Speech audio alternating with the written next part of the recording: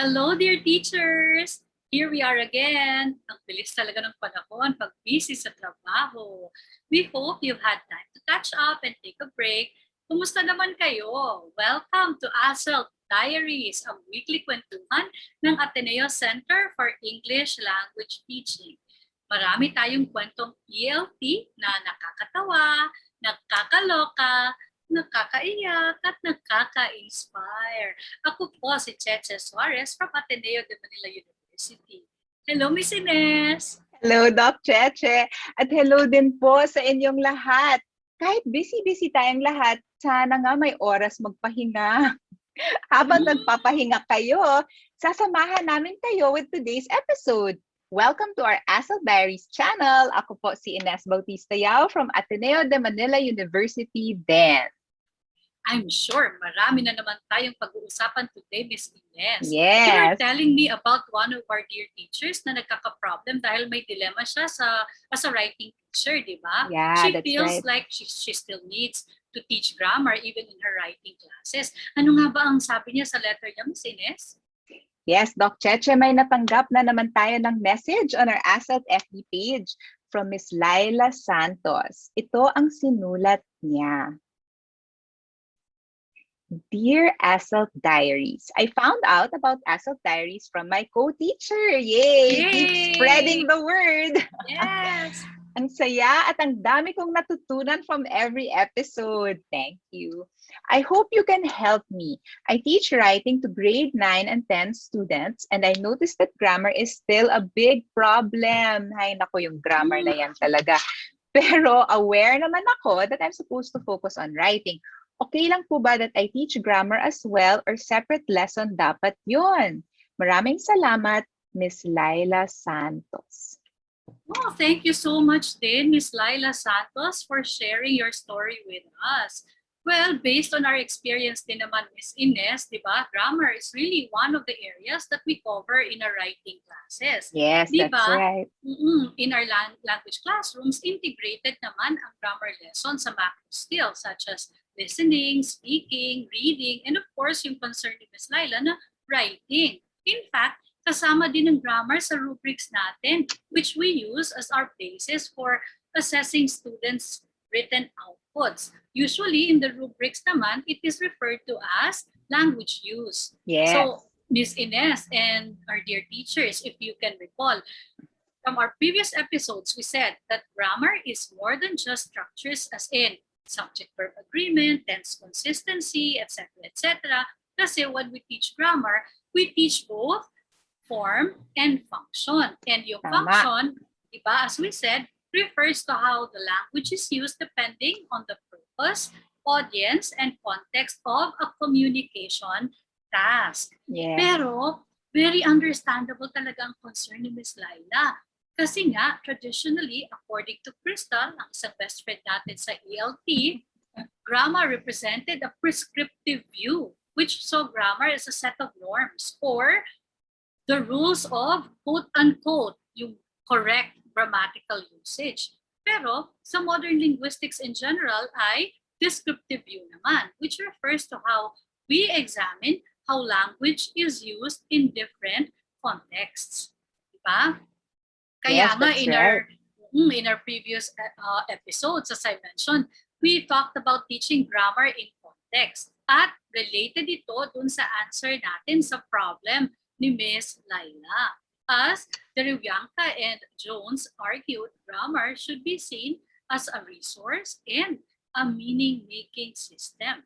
As we explained before in teaching grammar, very clear yung natutunan natin kay Holiday, isa na naman nating best friend sa ELT, about the move away from form-focused approaches to grammar, which is of course concerned with the structure of language, to a function-focused way of thinking. So form-focused to function-focused way of thinking about grammar as a system.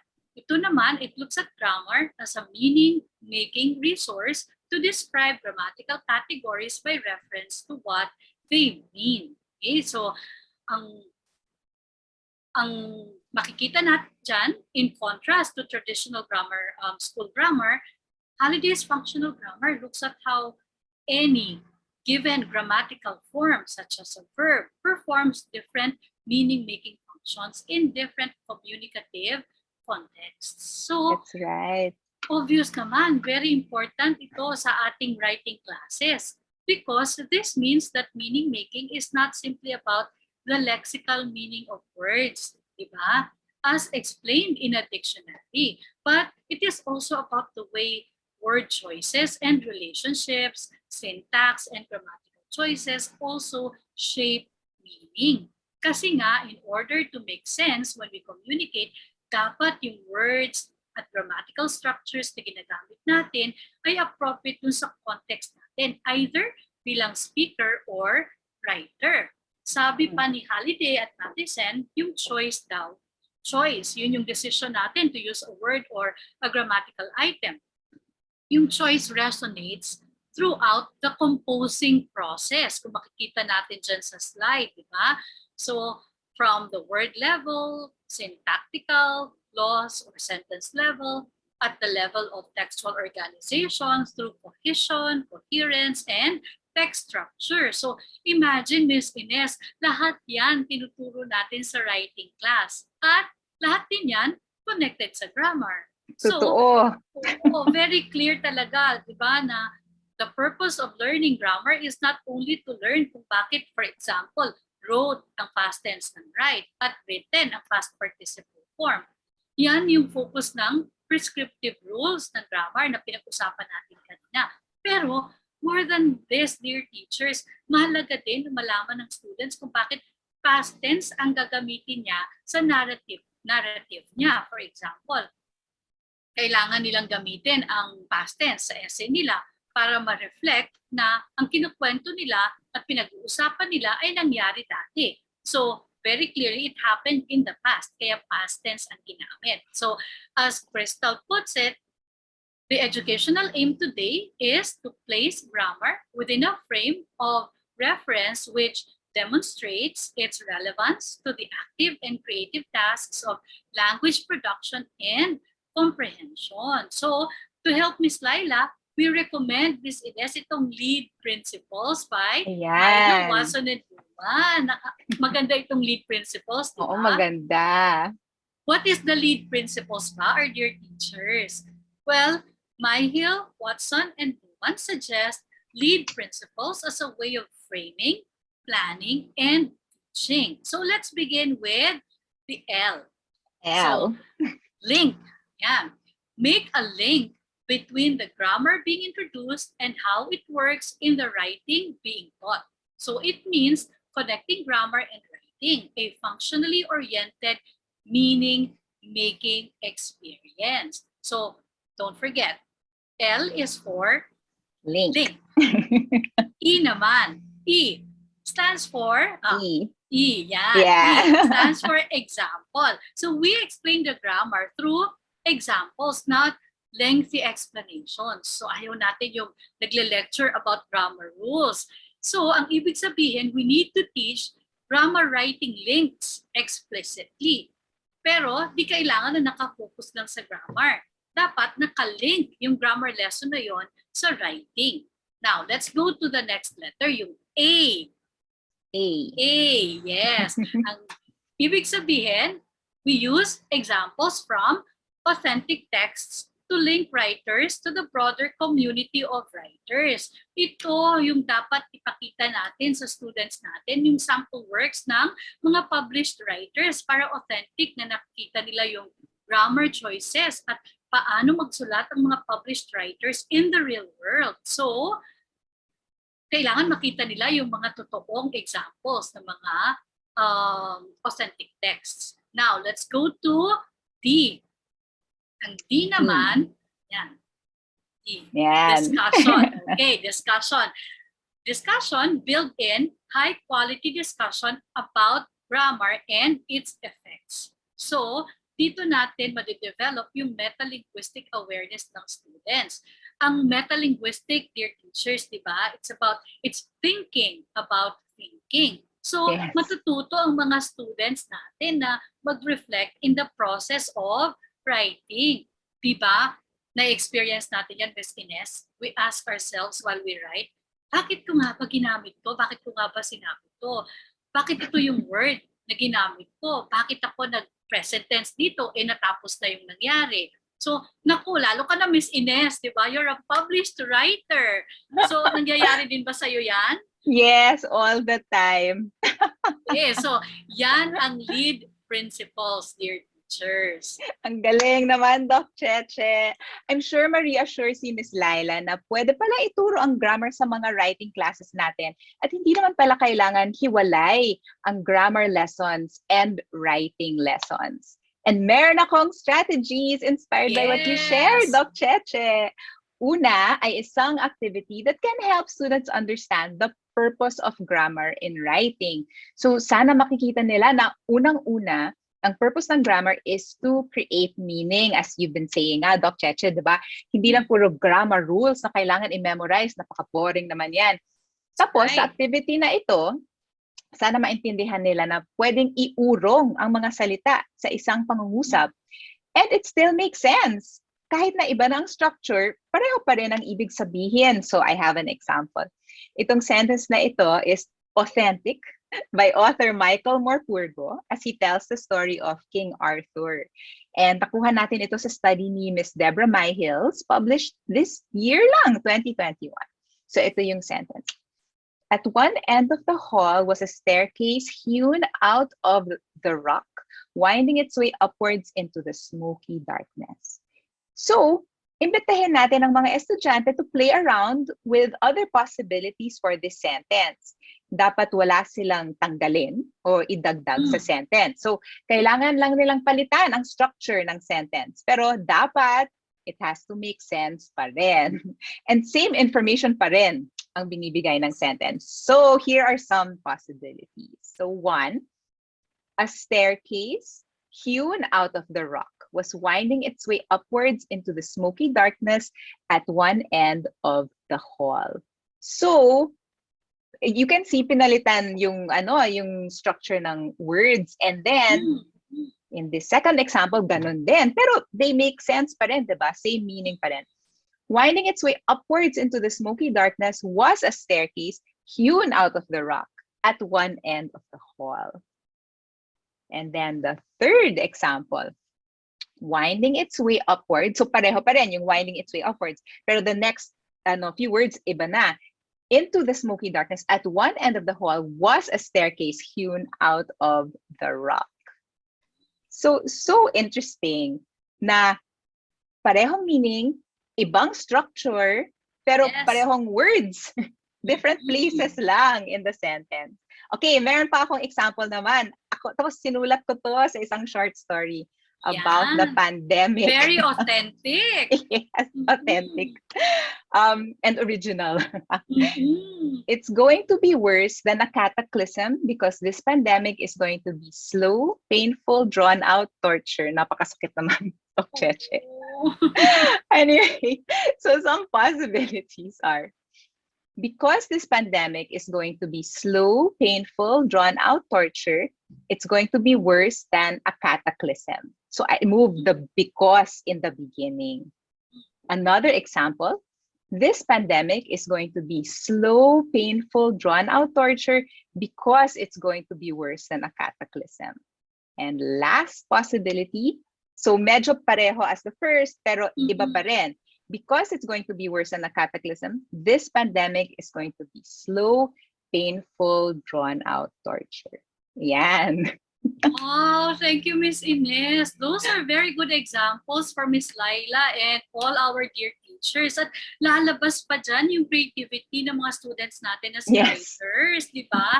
At dito din natin makikita yung functionally oriented thinking ni Halliday, kung saan ine-emphasize niya yung notion ng grammar as choice. So hindi kailangan bigyan ng template yung mga estudyante. Allow them to be creative, di ba? So related din dito, yung sinabi ni Levstein na kailangan i-explain natin sa students that they need to make choices from among a range of linguistic resources. And yung linguistic resources na yan, hindi lang yan English. Marami pang ibang languages involved na pwedeng pag-usapan din yan next time. Yes, we Diba? can do that.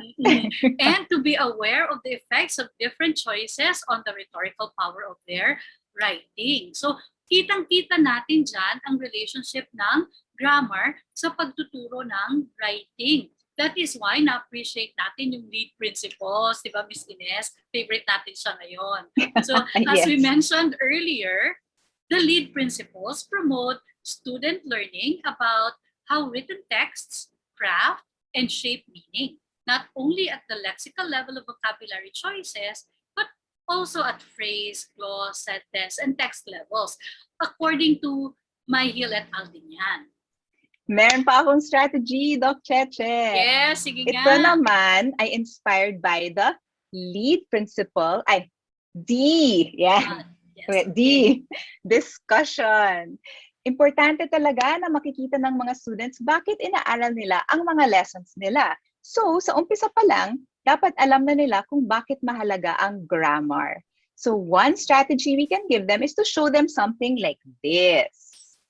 A panda eats, shoots, and leaves. So, bamboo shoots and bamboo leaves, di ba? Simpleng sentence lang that talks about kung ano ang kinakain ng isang panda. Pero, ano ang mangyayari kung lalagyan ko ng mga comma? Yes. A panda eats, comma, shoots, comma, and leaves. Ano na ngayon ang ibig sabihin ng Naku, sentence na ibang-iba ito? na ang meaning. Iba na. Kumain ng panda, may binaril siya at umalis siya. Or something like Matinding that. panda ito. Oo. Grabe itong panda. Nakikita natin dito na maaring magbago ang buong meaning ng sentence dahil lang sa isang simpleng comma. Yung comma, Right. kasama yan sa meaning making at pagbuo ng structure ng isang sentence. So after the students see kung gaano kahalaga ang isang comma, you can begin the discussion on the importance of grammar, then maybe even ask for their own examples, diba, of sentences that change meaning when a word or the grammar is changed. Halimbawa, ito, funny talaga ito, prepositions. Kung nagbibigay ka ng direksyon at maling preposition ang ginamit mo, pwedeng mawala ang tao. Oh. For example, ito ang gusto mong sabihin. Walk to the corner and turn left. Pero ano ang mangyayari if you mix up the prepositions?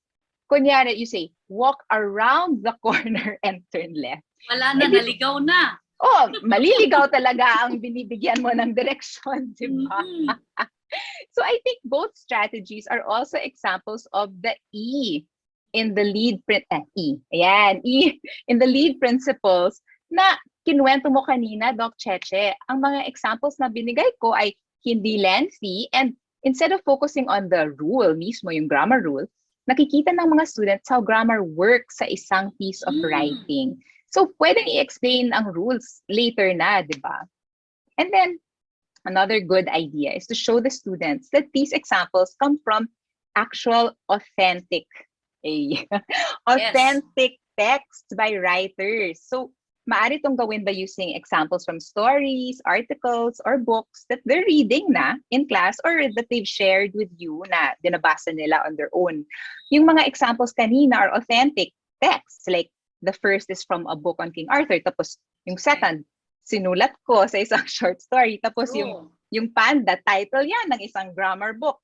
So, pwede nyo ipakita ang mga sentences or sa story, sa essay, sa article para malaman ng students that they come from an actual written text at hindi mo lang iniimbento. Totoo. They are part of a whole. Yan. Yes, ang gaganda talaga ng mga examples mo, Miss Ines. Very practical. At maganda talaga pang scaffold natin ang lead principles.